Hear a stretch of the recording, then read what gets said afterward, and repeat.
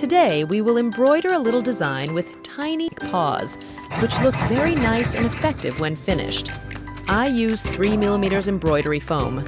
We place the foam in the embroidery machine right before sewing and embroider the entire word along with the paws directly over the foam. I want to mention that the design is small and also has tiny details. So when you remove the foam, there might be small foam bits left, which you can easily remove with the tip of your scissors. The larger the design size, the fewer such minor issues occur, though they're hardly issues, just requiring a bit of patience. The smaller the design, the slightly more challenging it is to remove the foam, but it's worth it. Once you've removed the pieces, be sure to steam it well, really well, and then any tiny remnants around the foam will disappear. Many use a heat gun, but I do not have one.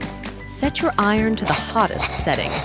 And of course, make sure that your garment can be steamed at high temperatures. Do not iron directly, just steam, and your paws will be soft and fluffy. In the store, you can also find cool, puffy designs with sports themes, featuring baseballs, soccer balls, and more. For horse lovers, there's a fantastic design that includes horseshoes,